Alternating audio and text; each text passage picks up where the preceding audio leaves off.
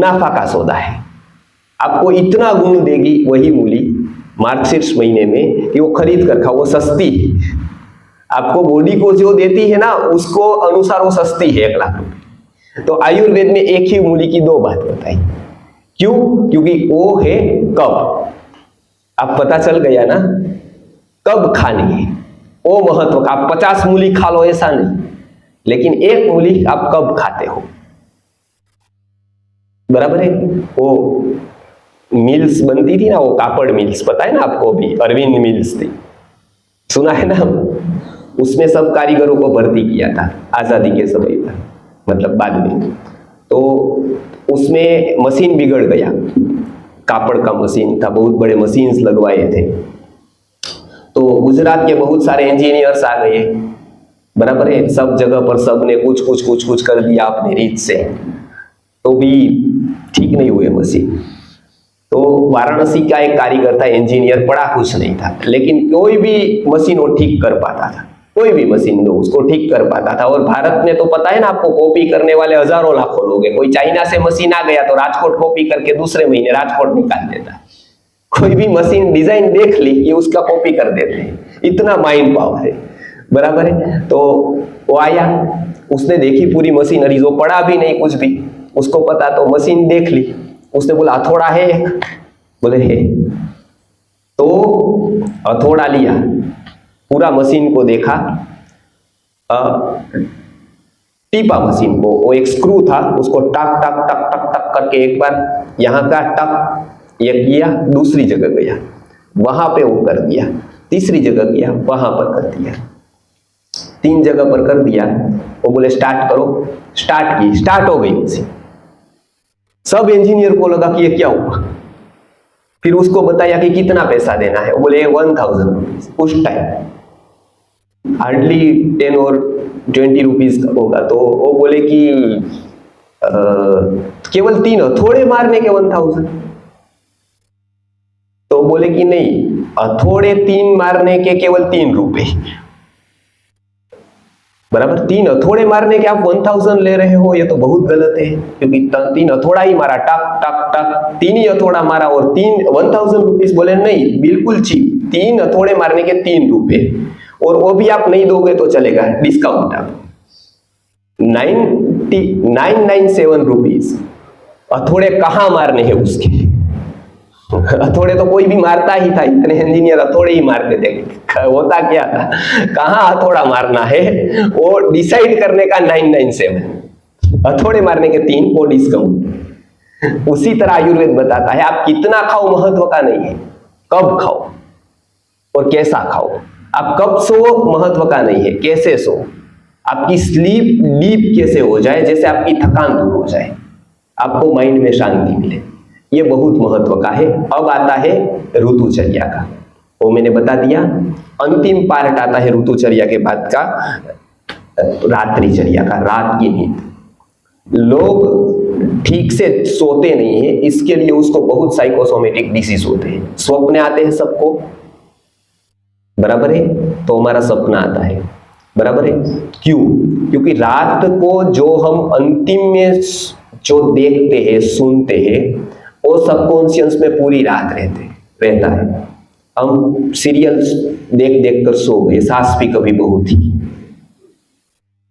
बराबर। तो पूरे माइंड में वही चलेगा कि बहू का क्या हुआ होगा, सास ने क्या किया होगा, बराबर। और ऐसे एंड पर वो समाप्त करते हैं कि जैसे वो पीछे से कोई गुंडा आया पकड़ने को और वो भाग कर ऐसे गई तो आगे कुआं था, बराबर। ऐसे कूदने गई तब होते हैं नेक्स्ट वेंसडे, बराबर ना।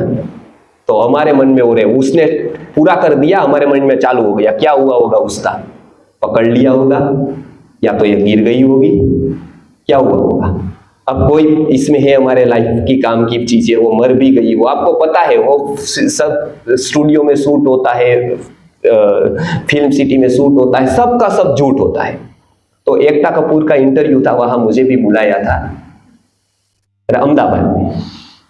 तो वो बोले कि आपका क्या कहना है, सास बहुत सारी सीरियल्स आपने दी, तो क्या कहना है, प्रोड्यूसर है आप, तो क्या कहना है। वो बोले कि मुझे एक बात समझ नहीं आती है, मैं प्रामाणिकता से कहती हूँ, उसने बताया कि एक बात मुझे समझ में नहीं आती है कि हम कलाकारों को हायर करते हैं, एक्टर्स को, वो लोग थोड़ा थोड़ा सीन देकर, कोई बहन को रखा है, वो 1-2-3 साल रहती है, फिर बोलती है कि मुझे शादी में जाना है, मैं शादी करूंगी, या मुझे जाना है, मेरे पास समय नहीं है, मैं अब छोड़ती हूँ।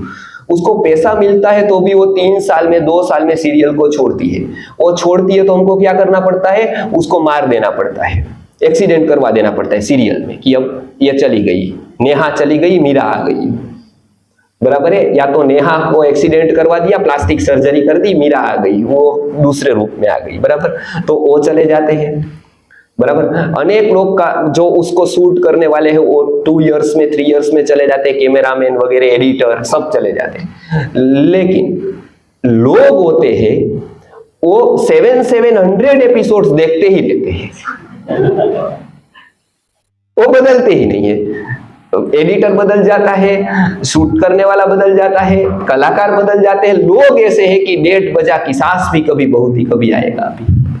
तो इतना अट्रैक्शन क्यों है वो मुझे पता नहीं, क्योंकि हमने अच्छा दिया नहीं। आयुर्वेद ये बताता है कि रात्रि में आप जितने अच्छा विचार करके सोओगे, आपकी स्लीप है वो डीप हो जाएगी। आज सबसे बड़ा इंसोमेनिया का प्रॉब्लम है वर्ल्ड वाइड, उसके कारण बीपी का प्रॉब्लम है, उसके कारण एंजाइटी की तकलीफ है, उसके कारण हृदय रोग की तकलीफ है। आपको पता है कि हम जब रात्रि में सोते नहीं हैं तो आयुर्वेद की दृष्टि से 40 से भी ज्यादा रोग हमको हो सकते हैं। हमारी नींद साउंड होनी चाहिए, इसके लिए रात को कुछ नहीं करना है। रात के सोते से पहले आधे घंटे टीवी नहीं देखना है, न्यूज नहीं पढ़ने हैं, नहीं तो उसका इफेक्ट हमारे सबकॉन्शियस में रहेगी, पूरे विचार। इसके लिए हमने रात्रि को प्रार्थना करने को बताया है। क्यों? क्योंकि हम एकांत में हो जाए, हाथ पैर धो ले, ध्यान में बैठ जाए और रात्रि में सो जाए। पूरा रात का अंतिम विचार है वो पूरे के पूरे रात्रि में हमारे सबकॉन्शियस में रहता है। और यदि वो नींद पूरी नहीं हुई तो पूरे दिन आपको थकान होगी, और ऐसा महीने में 4 बार से ज्यादा हुआ तो आपका स्वभाव क्रोधी बनता जाएगा। आप लाइक रिएक्शन के मूड में होंगे, रिस्पॉन्स के मूड में नहीं होंगे। अब कोई भी व्यक्ति को हम पहचान सकते हैं कि इसकी नींद डिस्टर्ब है। हम पूरा तुरंत पेशेंट को आते हैं तो उसको बता देते हैं नींद डिस्टर्ब है आपकी, क्योंकि आंखें बता देगी उसकी, वो प्रसन्नता नहीं होगी उसके, वो रिस्पॉन्स नहीं देगा अच्छी तरह से, क्योंकि वो ठीक से सोया नहीं। और इसके लिए चाइना में 3rd डिग्री का जो इन्वेंशन था, कोई गुनहगार कुछ भी बात ऐसा है कि वो बताता नहीं है, क्रिमिनल व्यक्ति क्राइम करके, तो उसके लिए सब जब कोई भी कुछ मतलब सफल नहीं होता था, तब उसके लिए एक साइकोलॉजिस्ट था, उसने इन्वेंशन किया था कि उसको एक ऐसी कोठी में खड़ा रखा जाए और उसके ऊपर टक टक टक टक पानी लगता जाए, उसको सोने न दिया जाए। 3 से 4 दिन में वो व्यक्ति कितना भी वो हो बोल जाता था, क्योंकि नींद का आवेग है ना वो बहुत घातक, बहुत ही फोर्सफुल आवेग। 15 दिन कोई व्यक्ति यदि जगे, सोए नहीं, तो पागल हो सकता है। और जिसकी नींद डिस्टर्ब है उसको सारे साइकोसोमेटिक डिसीज हो सकते हैं। इसके लिए आयुर्वेद ने बताया नींद है वो समय से ले लो। आप टाइम सोने का हो गया तो आप कोई भी काम छोड़ दो। गेस्ट आए उसको बोलो मेरा सोने का टाइम हुआ है, अभी हम फिर कल मिलेंगे, कल वापस बैठेंगे हम। 12-1-2 बजे तक बैठे ही रहना, क्रिकेट ही देखना, पिक्चर्स ही देखना, वो हम हमारे माइंड को खराब कर रहे हैं, विचार को खराब कर रहे हैं। उससे हमारी पर्सनल लाइफ डिस्टर्ब होती है, हमारे झगड़े होते हैं। क्यों होते हैं? क्योंकि हमारा स्वभाव ऐसा हो गया है कि हम किसी को रिस्पॉन्स नहीं देते, रिएक्ट करते, हम प्रसन्नता नहीं रख पाते जीवन में। क्यों? क्योंकि हमारा माइंड डिस्टर्ब है। आयुर्वेद ने बताया है कि आपको जीवन में सफल होना है और कुछ भी आप सीख लो, आपका स्वभाव बहुत ही अच्छा होना चाहिए। व्यक्ति की सबसे बड़ी पहचान उसका स्वभाव है। आप कितनी मैत्री से बात कर सकते हो, कितना आप उसके साथ संवाद कर सकते हो, कितना आप उसके कनेक्ट कर पाते हो, वो आपके जीवन का एक बहुत बड़ा गुण है और हर एक को सीखना चाहिए। और आज सबसे ज्यादा हम घरों में देखते हैं तो कोई बातें होती ही नहीं, झगड़ा हो जाता है, पता है ना आपको। हमारे संबंध उस स्तर के आ गए हैं कि बिल्कुल छोटी छोटी बातों में हमारा माइंड में क्लेश आ जाता है, हम शॉर्ट टेम्पर बन गए हैं। क्यों है? क्योंकि हमारी नींद डिस्टर्ब है। हम रात को जो भी देखते हैं वो देखकर सो जाते हैं तो पूरा माइंड डिस्टर्ब हो जाता है। डिटेक्टिव सीरियल्स देखते हैं, पिक्चर्स देखते हैं, वो देखकर हम सो जाते हैं, हमारा माइंड डिटेक्टिव बन गया है। हम बुरी बातें ही देखते रहते हैं लोगों की, अच्छी बातें बहुत है लोगों में देखने की, अच्छा बहुत कुछ है सीखने का, वही हम देखते रहते हैं कि उसमें क्या बुराई है, उसमें क्या बुराई है, उसमें क्या बुराई है। तो इसके लिए आयुर्वेद ने साउंड स्लीप का बताया है। आयुर्वेद ने बताया अच्छा म्यूजिक सुनो, अच्छा संगीत सुनो, अच्छी बातें का विचार करो और रात के सोते वक्त। और एक बार आपकी रिदम आ गई तो दिन में आप वो ताजगी से उठोगे कि आप पूरा दिन काम करोगे, आप थकोगे नहीं। आज हम थक जाते हैं ना, उसका कारण है हम नींद नहीं ले पाते हैं, हम उसका यूज नहीं कर पाते हैं जो कुदरत ने हमको दी है, क्योंकि हम अव्यवस्थित रूप से सोते हैं। दूसरा, आयुर्वेद ने कहा है उल्टा मत सो, पूरे शरीर को पैक करके मत सो। आपके जो लेग ये भाग है वो खुला होना चाहिए रात के सोते वक्त, इतना भाग खुला होना चाहिए, इसको ढकना नहीं है, नहीं तो ऑक्सीजन हम नहीं ले पाएंगे। ये भाग खुला होना चाहिए, मतलब सॉक्स पहनकर या कुछ भी पहनकर सोना नहीं है, तो वो पास नहीं होता है, जो आवागमन परिभ्रमण होता है, ब्लड सर्कुलेशन होता है, वो होने देना है।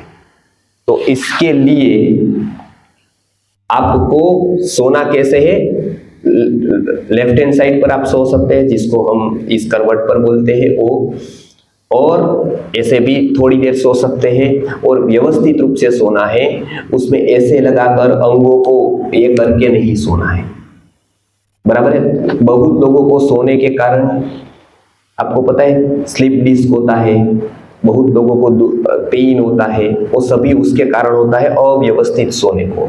आपका जो सोने का स्थान है वो न तो अति नरम होना चाहिए, न तो अति कठिन होना चाहिए।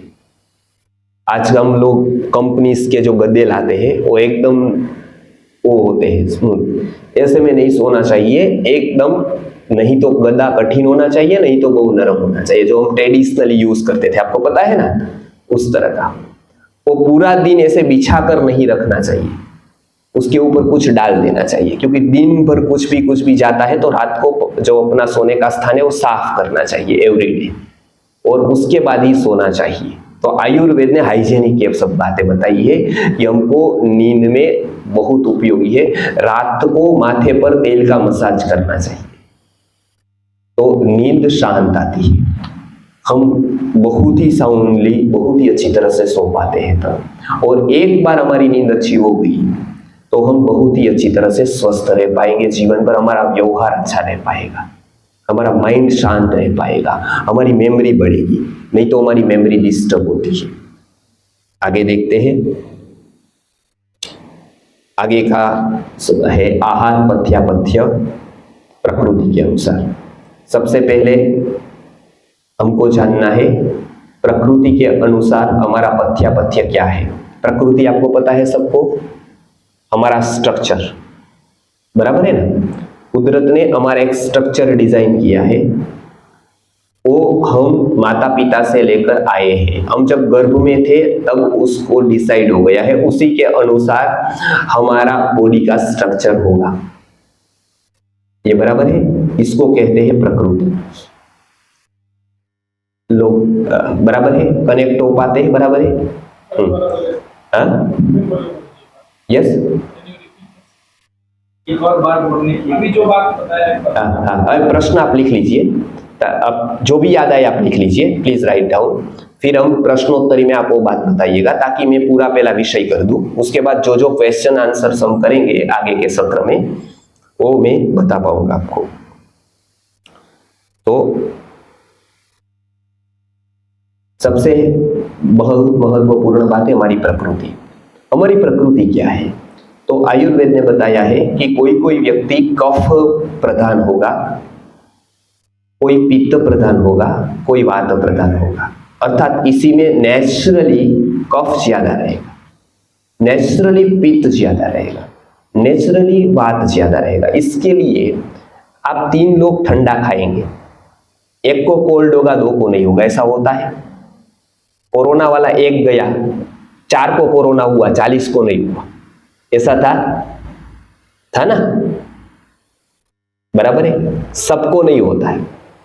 तो आप अनुभव करेंगे कि आप में से कोई ऐसा होगा कि जो थोड़ा ठंडा खा ले तो सर्दी हो जाएगी, बराबर, दूसरे को नहीं होगी, लेकिन दूसरा थोड़ा गर्म खा ले तो एसिडिटी हो जाएगी, तीसरे को पैर के दर्द ही हमेशा बने रहेंगे, बराबर है, ऐसा होता है। एक को दर्द होता ही नहीं कहीं पर, पेनलेस होगा वो व्यक्ति, ऐसा होता है, बराबर। क्यों? क्योंकि उसमें क्या क्या स्ट्रक्चर में है वो होता है। एक होता है कफ प्रधान व्यक्ति, जिसमें कफ की मात्रा अधिक होती है। तो आपको कैसे पता चलेगा कि मेरे में कफ की अधिक है, पित्त की अधिक है, वात की अधिक है? तो सिम्टम्स आयुर्वेद में बताए, आपको बार बार कोल्ड होता हो, आप ठंडी सहन न कर पाते हो, आपको विंटर सीजन अच्छी न लगते हो, ठंड सहन न कर पाते हो, आपको आराम ज्यादा पसंद हो, बैठना, बराबर है, तो आप में कफ की प्रधानता है, बराबर है, तो आप बैठना पसंद करोगे, बातें करना पसंद करोगे, बराबर है, बैठे रहना पसंद करोगे कि कुछ अच्छे ही है कि बैठे ही रहो, तो बराबर है, तो आपको कफ प्रधान है, आप में कफ ज्यादा है, बराबर है। तो वो व्यक्ति क्या होगा? शांत स्वभाव का होगा, बाल वगैरह काले होंगे, उसके शरीर अच्छा खासा होगा क्योंकि बैठ बैठ कर बढ़ाया होगा, गद्दे पर बैठा होगा पूरा, तो रूप होगा वो अच्छा होगा, उसको लाइक दिखने में, बात करने में वो स्मूथ होगा, बराबर। पित्त प्रकृति, पित्त आप में प्रधानता है तो आपके क्या सिम्टम्स होंगे? तो आप न तो बैठेंगे न बैठने देंगे, बराबर। मोदी जी कहते हैं ना, मैं खाता भी नहीं हूं, नहीं खाने देता हूं किसी को, बराबर है। तो वो खुद नहीं बैठेगा, वो आइडियल मैनेजर बनेगा। आयुर्वेद का यूज करके कोई मैनेजर को डिसाइड करे, अपॉइंट करे, तो पित्त प्रकृति वाला होगा तो काम का है, क्योंकि वो खुद भी नहीं बैठेगा, लोगों को बैठने नहीं देगा। कफ प्रकृति वाला होगा तो पेपर पढ़ता रहेगा, लोग काम करे न करे मेरा कहाँ कुछ है, बराबर है। तो पित्त प्रकृति का क्या लक्षण है?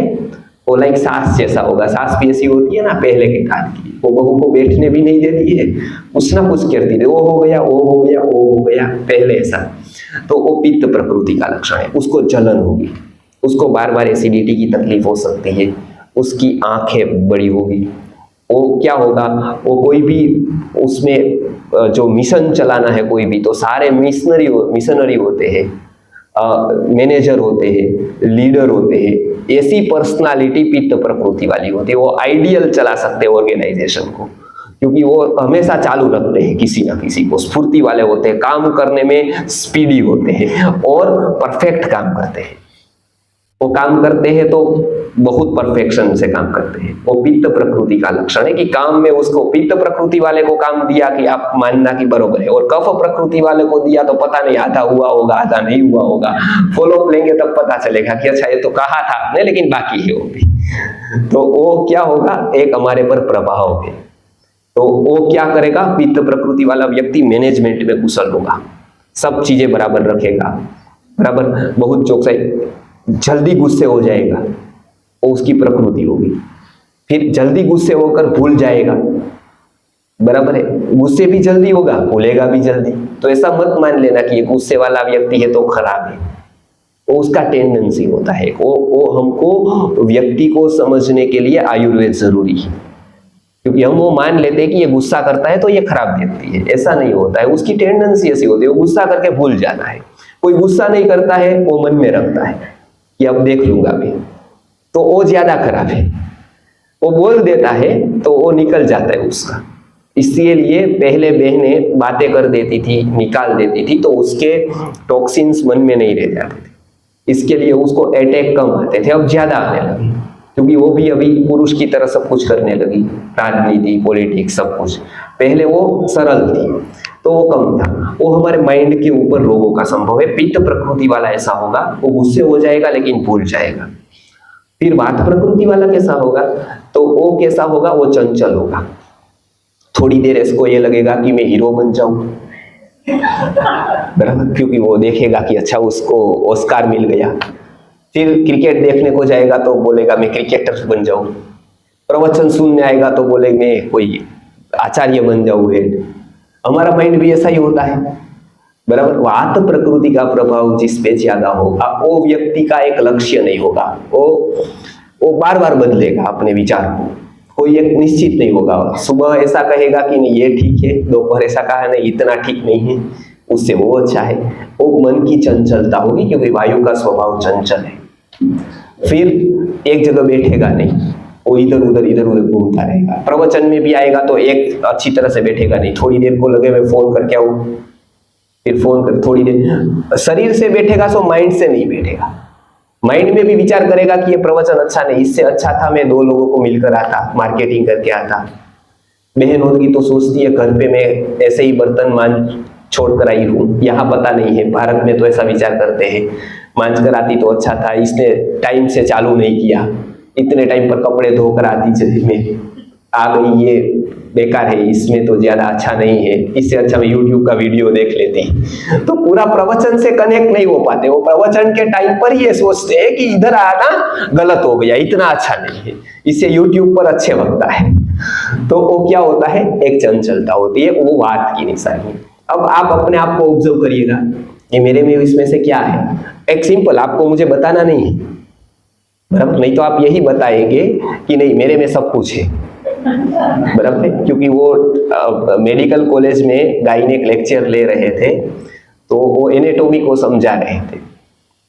तो वो जो चैप्टर आया वो मेनोपॉज का आया, ऊपर दिखा नहीं कि ये किसके सिम्टम्स चल रहे। वो 20 इयर्स का एक लड़का MBBS करने को आया था, तो वो देर से आया कॉलेज में, वहां बैठ गया और देखा पूरी स्क्रीन पर कि यहाँ ये है।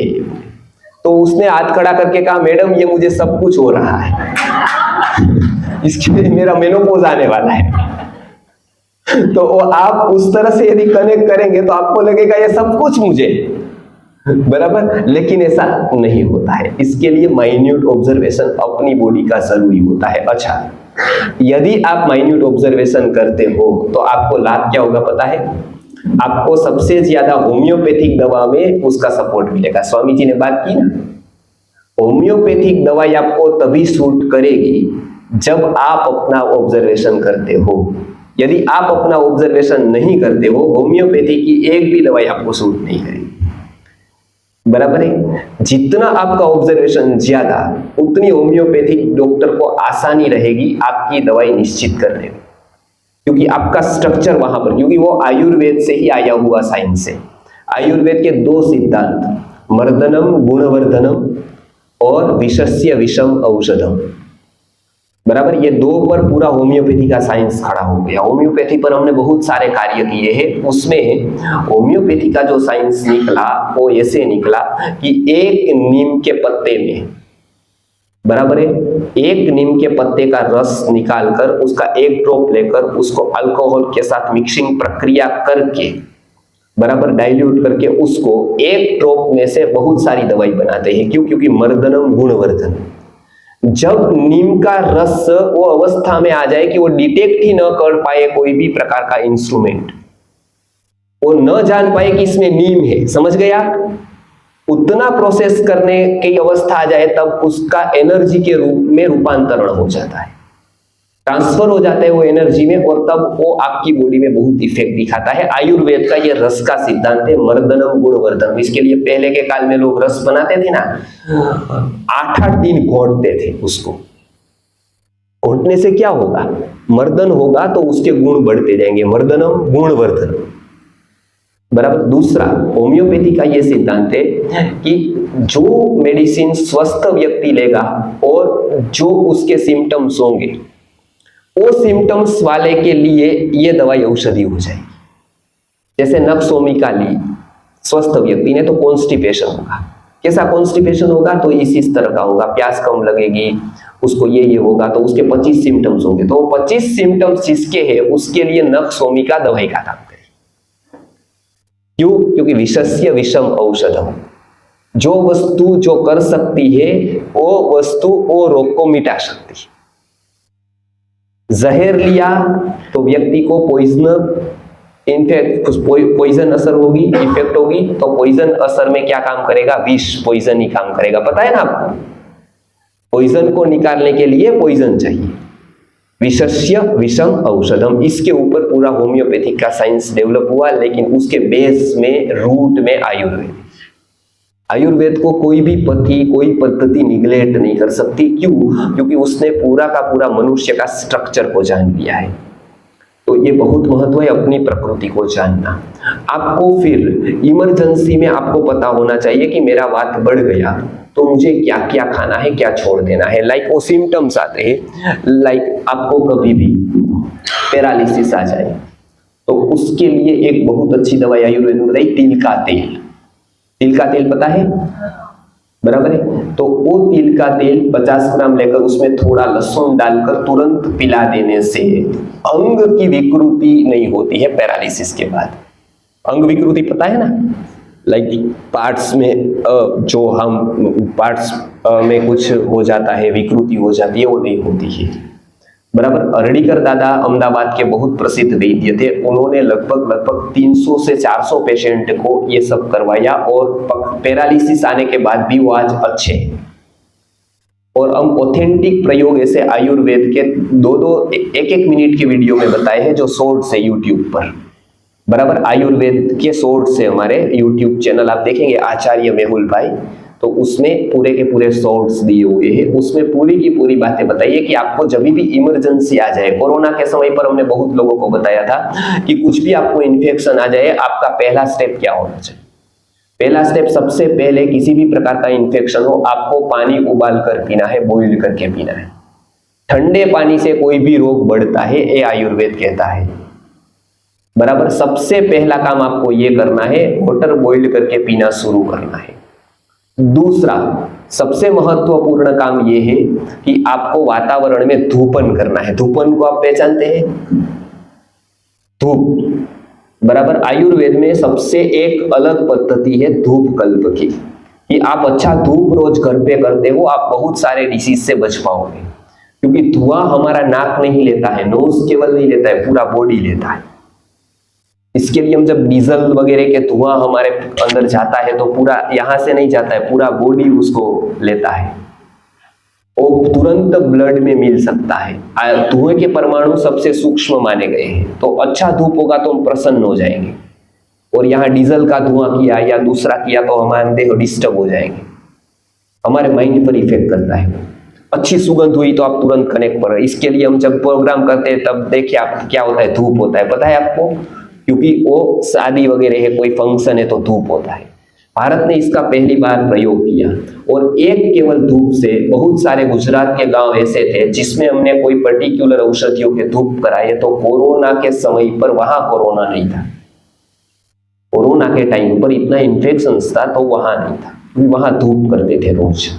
तो ये बहुत इफेक्टिव है, आप घर पे धूप करो, गूगल का, गोमई कंडा का, एक कोई भी प्रकार का, ये बहुत महत्वपूर्ण विषय है।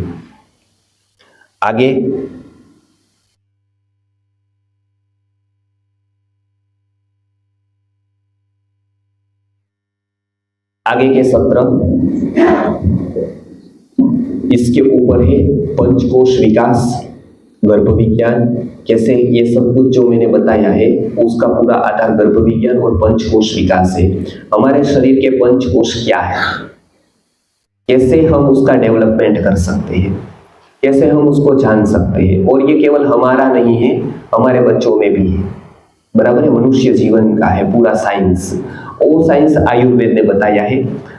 वो आप थोड़ा उसको जानेंगे तो आप बहुत सारे रोगों से बच जाएंगे। एक सत्र रजस्वला परिचर्या का है, बहनों के रोगों का आज मुख्य कारण उसकी रजस्वला परिचर्या डिस्टर्ब है।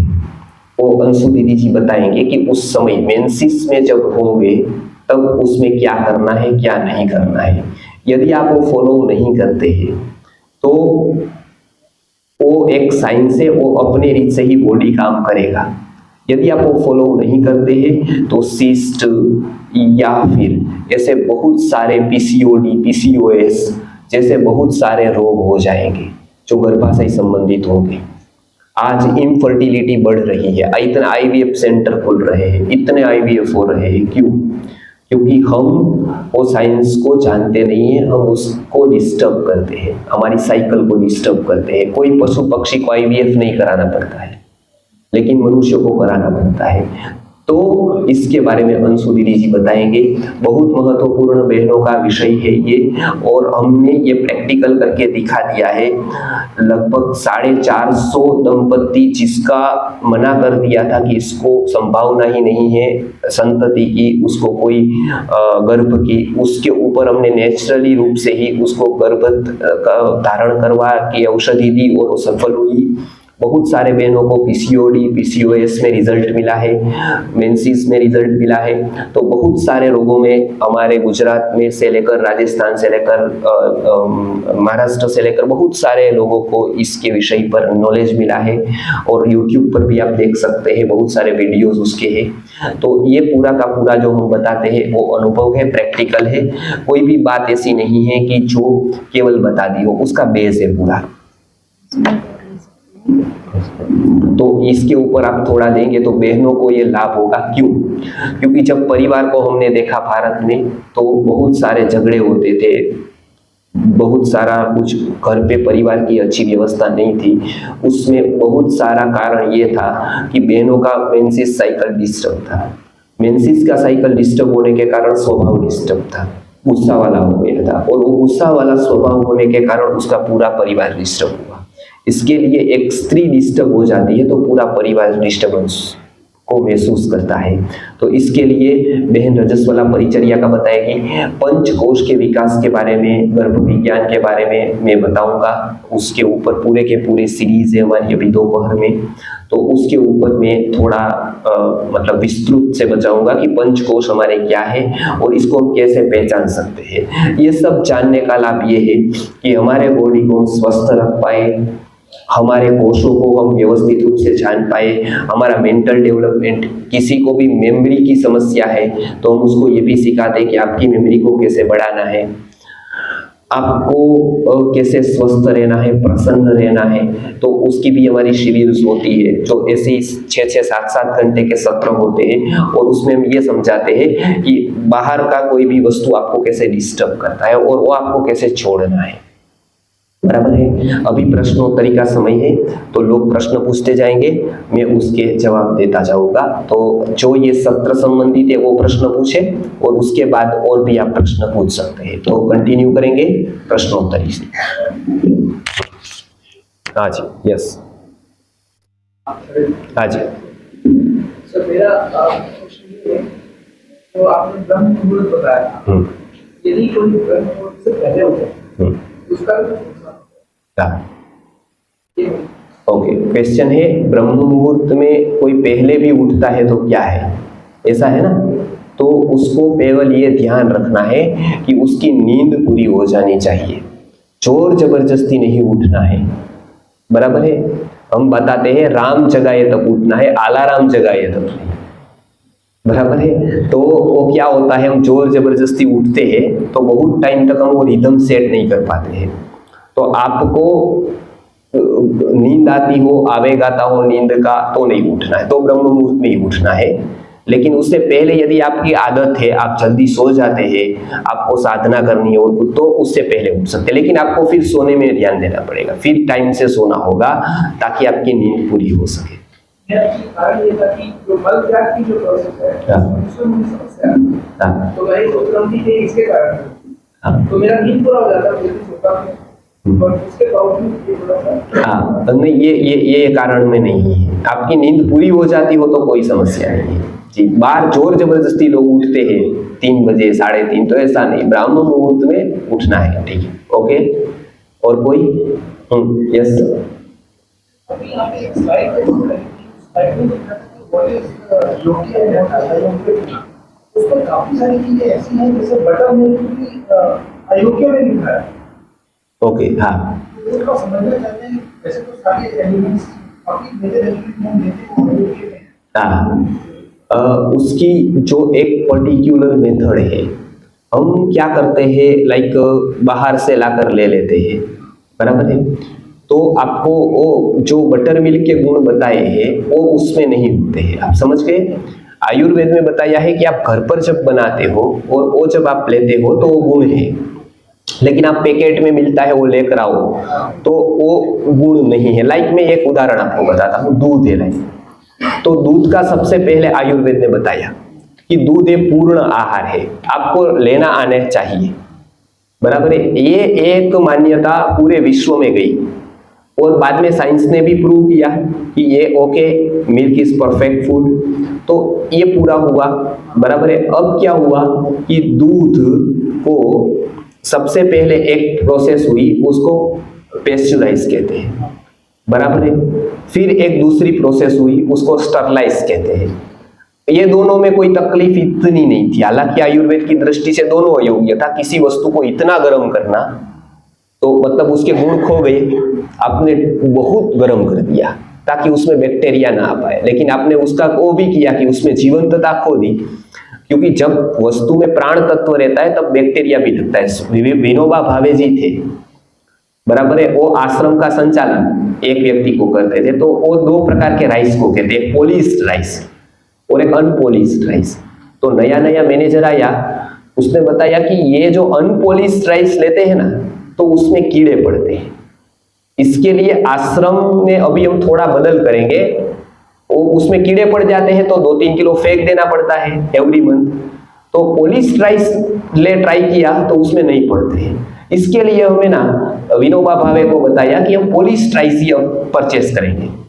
विनोबा भावे ने बताया कि कीड़े को भी पता है कहां पड़ना है, कीड़ों को भी पता है कि कौन से राइस मेरे लिए उपयोगी है, इसके लिए वो उसमें पड़ते हैं, तुमको ये पता नहीं है कि कौन सा। तीसरी जो दूध में सबसे बुरी बात आई वो ब्लीच करने को आई। दूध का ब्लीचिंग होता है, आपको पता है, पैकेट में जो दूध आता है उसको ब्लीच किया जाता है। ब्लीच करने की प्रोसेस क्या होती है, एक कलर का दूध होगा, आपने 10 इयर्स पहले लिया होगा तो भी और आज लेंगे तो दोनों पैकेट को जब आप देखेंगे एक कलर होगा, जबकि नेचुरली दूध का एक कलर नहीं होता है। बारिश में दूध अलग कलर का आता है, ठंड में दूध अलग कलर का आता है, गर्मी में दूध अलग कलर का आता है, बराबर है। ये एवरी जितनी भी वस्तु है उसके कलर बदलना वो नेचुरली प्रोसेस है, वो गलत नहीं है, बराबर है। आपके अभी कलर बदलता है, हमको पता नहीं होता है, हम जैसे ठंडी में दिखते हैं ऐसे गर्मी में नहीं दिखते हैं, और जैसा हम गर्मी में दिखते हैं ऐसे बारिश में नहीं दिखते हैं, पता है ना आपको। अभी हम मेकअप करते इसके लिए एक तरह के दिखते हैं फोटोशूट, लेकिन ऐसा नहीं होता है, हम भी बदलते हैं। तो वो जो बदल है वो घी में होगा, हनी में होगा, तेल में होगा, दूध में होगा, दूध में सबसे ज्यादा होगा।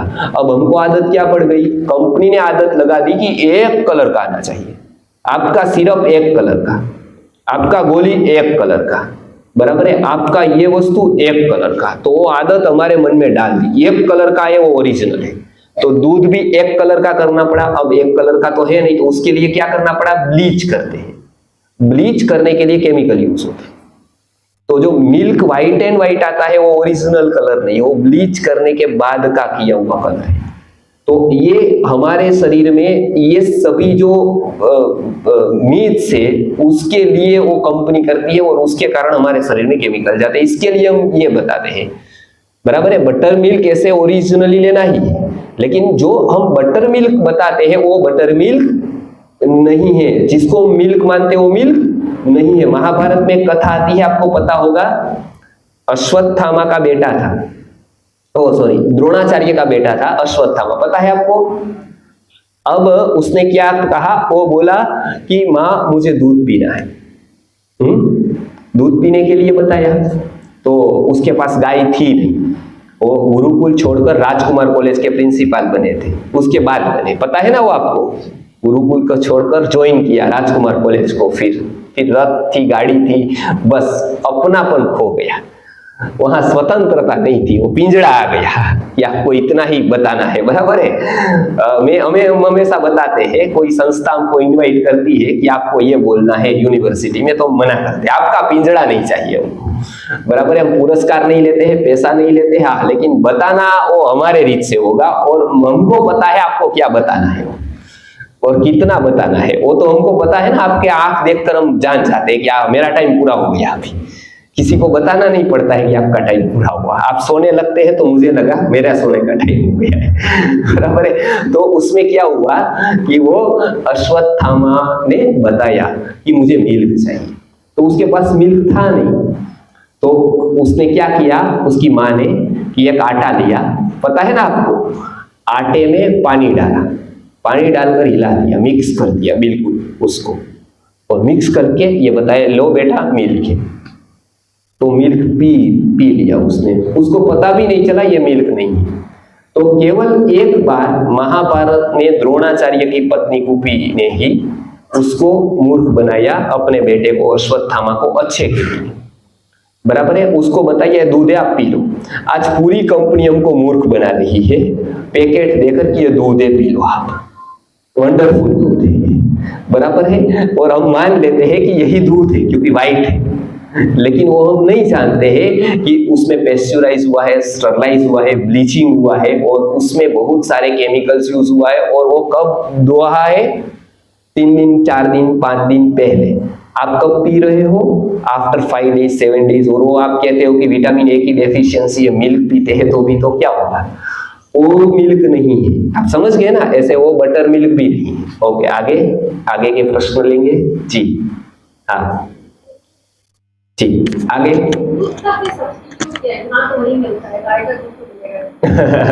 अच्छा, okay, very good question.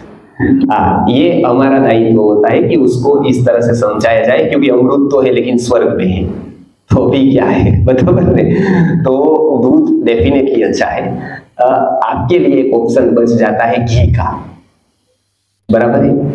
Ayurveda ने क्या बताया है कि जैसे दूध का फॉर्म चेंज होता है, तो उसमें एक विलक्षण प्रकार की नेचुरली प्रोसेस होती है केमिकल, बराबर है, और उससे उसकी लाइफ बढ़ती। जैसे दूध था, उसका दही बनाया, तो आपको पता है दुगनी लाइफ हो गई उसकी, बराबर है ना। जैसा दूध टिकता था वो मरने आया, मरने आने पर उसका हमने चेंज कर दिया, उसका जन्म दूसरा दे दिया एक ही घर पे, बराबर है कि ये मरने आया है, अब चलो उसका नेत्रदान कर दो, उसका ऑर्गन डोनेट कर दो। उस तरह से दूध का चेंज किया फॉर्म, हमने क्या फॉर्म कर दिया, दही।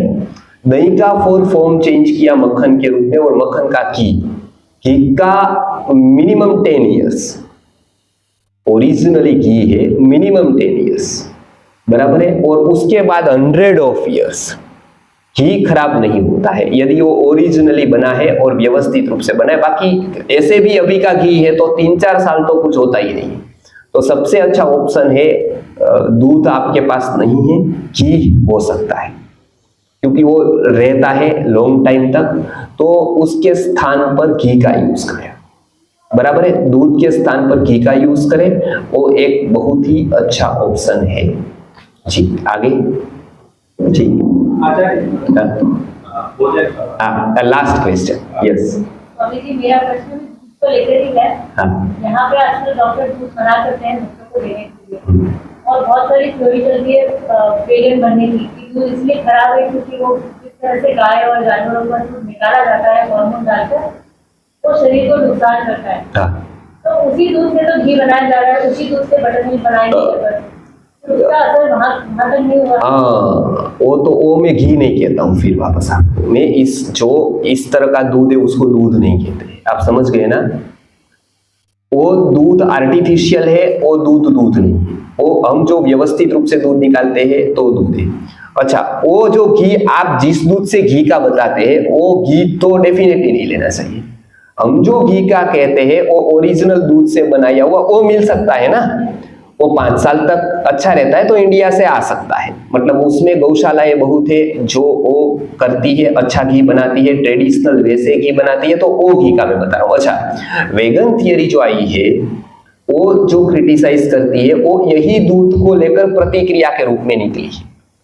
अब उसने ओरिजिनली जाना ही नहीं है, तो वो जो प्रतिक्रिया देंगे उसको जो भी मतलब आउटपुट्स होंगे वो तो मिल्क के होंगे, तो वो जिसको मिल्क गिन रहे हैं उसको तो हजारों साल पहले आयुर्वेद ने मना किया है कि तो मिल्क ही नहीं। तो वेगन हमारे से विरोध में नहीं, वेगन के हाथ में जो दूध आया है वो पर्टिकुलर आयुर्वेद उसको दूध नहीं मानता है। सबसे ज्यादा नियम पता है आयुर्वेद ने किसके बारे में बताया है? दूध के बारे में। सबसे ज्यादा दूध है ना यूनिक पर्सनालिटी है। कोई व्यक्ति होता है ना यूनिक पर्सनालिटी, उसको बहुत सोच समझ कर यहाँ लाना चाहिए। क्योंकि उसका व्यवहार ऐसा होता है, तुरंत बिगाड़ देता है किसी के साथ। पता है आपको, हम किसी के साथ ले जाते हैं अपने सगे को तो सोच समझ कर ले जाते हैं, क्योंकि वो उसको कोई सेंस नहीं होती है। दूध ऐसा पर्टिकुलर वस्तु है कि उसका किसी के साथ बनता ही नहीं। देखिए, सबसे ज्यादा खट्टे फलों के साथ उसका बनता नहीं है दूध का। दूध का शायद ही कोई होगा जिसका दूध के साथ बनेगा, बराबर है। तो कितनी चीजें ऐसी है जो दूध के साथ नहीं ली जा सकती है। दही है तो दूध के साथ नहीं जमेगा, दोनों एक जगह से आया लेकिन जमेगा नहीं उसका दही के साथ, बराबर। वो यूनिक पर्सनालिटी है, वो अकेला काफी है। दूध आपके शरीर को रसायन गुण देने वाला, लेकिन उसको परफेक्ट समय देना चाहिए, उसके साथ वही डील करना चाहिए। जैसे हमारे जैसे वक्ता आते हैं तो हमसे आप बहुत ले सकते हैं ना, आपको लेने आना चाहिए। आप छुरा लेकर आओगे, गुरुजी बताते हो कि नहीं आयुर्वेद, बराबर है, नहीं बताते हो तो मारूंगा मैं। तो मेरे पास ले पाओगे आप आयुर्वेद को?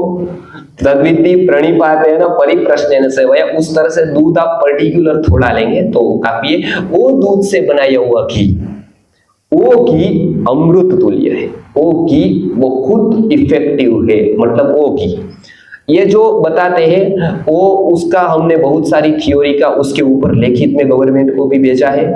वेगन का बताते हैं उसके ऊपर भी हमें साइंटिफिक प्रूफ के साथ भेजा है कि दूध में आज आप चेक करवा लीजिए, यही क्वालिटी से। दूसरा अंतिम बात मैं करूंगा अभी, आयुर्वेद ने जिस साइंस को सालों पहले समझा है, नई थियरी कितनी भी आने दो, बराबर है, वो कुछ नहीं कर पाएगी। हम उसका लॉजिकली जवाब देंगे। वो क्या लॉजिक देते हैं? वो ये लॉजिक देते हैं कि कोई भी प्राणी पशु दूसरी योनि का दूध नहीं पीता है, यही देते हैं, बराबर। इसके लिए मनुष्यों को भी दूसरी योनि का दूध नहीं पीना चाहिए। प्राणी पशु स्वस्थ रहते हैं, बराबर है, तो वो नहीं पीते हैं, वो नेचुरली है, हमको भी नहीं करना चाहिए। यही क्वेश्चन है, हमने उनसे ऊपर बताया, तब तो आप एनाटॉमी को जानते ही नहीं।